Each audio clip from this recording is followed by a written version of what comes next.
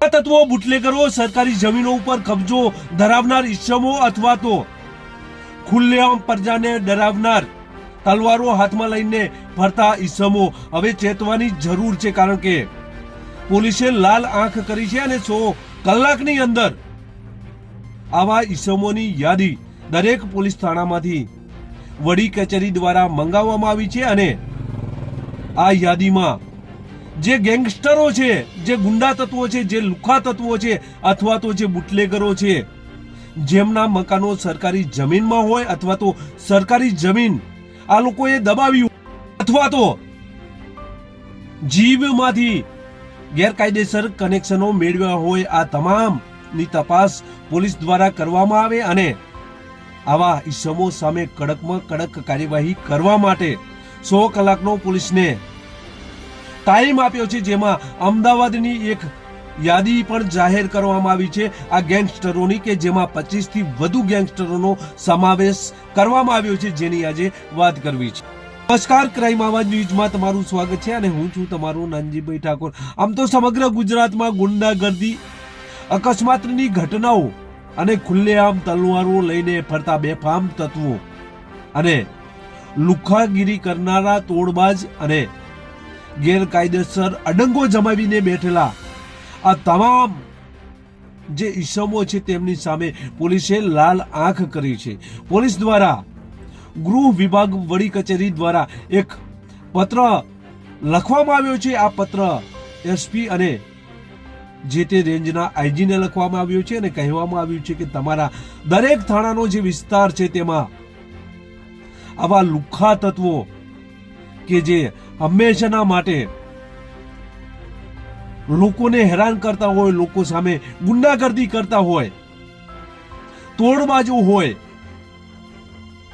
જમીન કબજા મેળવી અને ગેરકાયદેસર રીતે આ રીતે જમીનો પચાવી પાડી હોય, સરકારી જમીન ઉપર કબજો કર્યો હોય અથવા તો બાંધકામો કર્યા હોય અને બેંક એકાઉન્ટોમાં જેની પાસે આવક કરતા વધુ પૈસા એકઠા થયા હોય તો એ પૈસા આવ્યા ક્યાંથી, આ બધી તપાસ કરવા માટે ગુજરાત રાજ્ય ડીજીપી કચેરીથી એક પત્ર તમામ પોલીસ સ્ટેશનને લખવામાં આવ્યો છે અને 100 કલાકની અંદર આવી માહિતી રજૂ કરવા માટે આ આદેશ કરવામાં આવ્યો છે। ત્યારે ગુંડા તત્વો, લુખ્ખા તત્વો અને બુટલેગરોમાં ફફડાટ જોવા મળી રહ્યો છે। કેટલાક ગેરકાયદેસર સરકારી જમીનો ઉપર બાંધકામ કરી અડંગો જમાવી બુટલેગરો બેઠા છે, તેમાં પણ ખોફ જોવા મળી રહ્યો છે। ત્યારે સમગ્ર ગુજરાતની પોલીસ 100 કલાકની અંદર આવા ઇસમોની યાદી બનાવશે અને યાદી બનાવ્યા બાદ કાર્યવાહી કરવામાં આવશે। આમ તો અમદાવાદમાં તો કાર્યવાહી શરૂ થઈ ગઈ છે।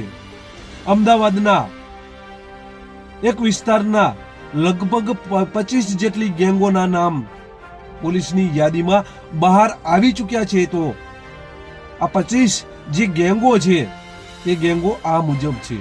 અમદાવાદ પૂર્વમાં જે યાદી બહાર પાડવામાં આવી છે, જેમાં અમરાઈવાડી ખોખરા વિસ્તારમાં લાકડા ગેંગ આવેલી છે, જેમાં યોગેશ દાદા, હાર્દિક મોદી, સુનિલ ગબ્બુ જેવા દાદાઓ છે। આ સિવાય અમરાઈવાડીમાં ગુપ્તા ગેંગ આવેલી છે। આ ગેંગમાં પથુ, રમેશ કાળિયા, મોગલી, બોવા જેવા ગેંગસ્ટરો છે। સચિન રાજપૂતની પણ એક ગેંગ આવેલી છે, જેમાં લલવો, હિતેશ પકોડી જેવો ગેંગસ્ટરો છે। કલ્લુ ગેંગની કલ્લુ તોમર છે। અમરાઈવાડી ગેંગ છે, જેમાં ચક્કો બારોટ, મારવાડી રાજુ મારવાડી જેવા ગેંગસ્ટરો આવેલા છે। સત્યા ગેંગ છે, જેમાં સતીશ ઉપાધ્યાય, મનોજ ઉપાધ્યાય, અર્જુન ગેંગ પણ સામેલ છે। કાચિંડા ગેંગ પણ સામેલ છે। મોડિયારી ગેંગ પણ નો સમાવેશ કરવામાં આવ્યો છે। સાગર રાઠોડની ગેંગ પણ છે, તેમની સામે અનેક પ્રકારના ગુનાઓ પણ નોંધાયા છે। આવી જ રીતે ગુલામનગરમાં એક ગેંગ ચાલે છે, જેમાં અમિત દુબે, મદન અને માયા સંકળાયેલા છે। નાગરવેલમાં ચોરસિયા ગેંગ છે, જેનો સભ્યમાં કલ્લુ રોહિત છે। અર્જુન ગેંગનો પણ સમાવેશ છે, જેમાં અર્જુન પરમાર, હિતેશ પરમારનો સમાવેશ થાય છે। આશીષ રબારીની ગેંગ પણ ચાલે છે, જેમાં અજીત ગેંગ પણ એક ચાલે છે। જે કેવડિયાવાડી સુરલિયામાં કામ કરી રહી છે. તાતિયા ગેંગ પણ છે જે ખોખરા વિસ્તારમાં કામ કરે છે. મદ્રાસી ગેંગ અને કેટિયા ગેંગનો પણ સમાવેશ આ યાદીમાં કરવામાં આવ્યો છે, જે ખોખરામાં કામ કરી રહી છે. જેના ગેંગસ્ટરોમાં જગન મદ્રાસીના સાથીઓ પણ કામ કરી રહ્યા છે. ખોખરામાં ધાતુ ગેંગ પણ છે. મણિનગરમાં આ પ્રકારની ગેંગો, જેના કલ્લા ગેંગ અનુપમ વિસ્તારમાં ની કહેવામાં આવે છે, જે ગેંગસ્ટરો હવે ચાંદખેડા તરફ જઈ રહ્યા છે. મેબલા ગેંગ પણ સામેલ આ યાદીમાં કરવામાં આવી છે, જે સીટીએમ 4 રસ્તા પાસે અલગ અલગ ગેંગોમાં કામ કરી રહ્યા છે, જેમાં એક્સપ્રેસ હાઈવે શિલુ ગેંગ છે. બાસી ગેંગનો પણ સમાવેશ કરવામાં આવ્યો છે. રખિયાલની અંદર ફ્રેક્ચર ગેંગ પણ છે. રખિયાલની અંદર હરિન્દ્ર કાલિયાની નિકોલ કૃષ્ણનગરનો એક ગેંગસ્ટર આ રીતે ચલાવે છે. આમ અમદાવાદની 25 કરતાં વધુ જે ગેંગો છે તેમનો સમાવેશ અમદાવાદ પૂર્વની યાદીમાં કરવામાં આવ્યો છે. અમદાવાદ વિસ્તારમાં કેટલીક ગેંગો ખુલ્લેઆમ તલવારો લઈને લોકોને ડરાવતી હતી, તો ક્યારેક પોલીસને પણ ગાળો ભાંડતી હતી. આવા અનેક વિડીયો અનેક વખત વાયરલ થઈ ચૂક્યા છે. ત્યારે ગૃહ વિભાગ તરફથી આવા લુખ્ખા તત્વો, આવા બુટલેગરો, આવા જમીન ઉપર કબજો મેળવનાર આવા ઈસમો સામે કાર્યવાહી કરવા માટે અમદાવાદના પૂર્વ વિસ્તારની 25 જેટલી ગેંગોની યાદી પોલીસે તૈયાર કરી દીધી છે. પોલીસે આ યાદી તૈયાર કર્યા બાદ અમદાવાદ કમિશનર પણ ક્રાઇમ બ્રાન્ચમાં સોમવારે મળવાના છે અને ક્રાઇમ બ્રાન્ચના નીડર અને ઈમાનદાર, જે નિષ્ઠાવાન, પ્રમાણિત અને આવા ગુંડા તત્વો, લુખ્ખા તત્વોને ડરાવે તેવા જે કર્મચારીઓ હતા તેમને કદાચ ફરી આ ક્રાઇમ બ્રાન્ચમાં બદલી કરશે તેવી શક્યતાઓ જોવા મળી રહી છે. સોમવારે આ મીટિંગ યોજાવાની છે, આ બાબતે ચર્ચાઓ થશે, પરંતુ હાલ તો આવી યાદી અમદાવાદ પૂર્વમાં તૈયાર થતા ફફડાટ જોવા મળી રહ્યો છે.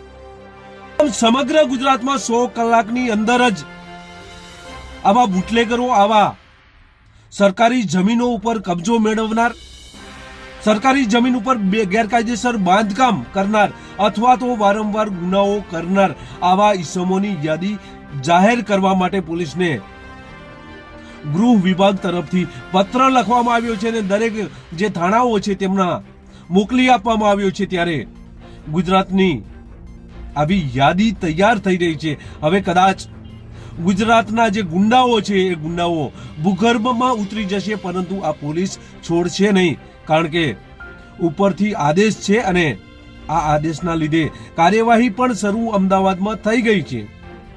તમારા વિસ્તારમાં પણ આવા ગુંડાઓ છે તો આ ગુંડાઓની યાદી પોલીસ એકઠી કરી રહી છે અને આવા ગુંડાઓ કે સરકારી જમીનો ઉપર કબજો હોય અથવા તો આવા બાંધકામો કરી બેઠા હોય તો તેમના બાંધકામો પણ તૂટશે. હાલ તો અમદાવાદમાં શરૂઆત દાદાનું બુલડોઝર ફોડવાની તૈયારી થઈ ચૂકી છે. 25 થી વધારે ગેંગો જે છે તેમની યાદી અમદાવાદ પૂર્વ પોલીસ દ્વારા અમદાવાદ કમિશનરને સોંપી દેવામાં આવી છે. ત્યારે અમદાવાદ કમિશનર ક્રાઇમ બ્રાન્ચ સાથે સોમવારે મીટિંગ પણ કરશે.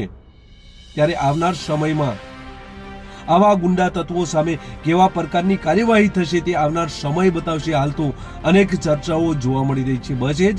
જો તમે અમારી ચેનલમાં નવા છો અને આવા જ લેટેસ્ટ ન્યૂઝ જોવા માંગો છો તો અમારી ચેનલને અત્યારે જ સબસ્ક્રાઇબ કરો, જેથી આવનાર લેટેસ્ટ ન્યૂઝ તમારા સુધી પહોંચી શકે. નમસ્કાર.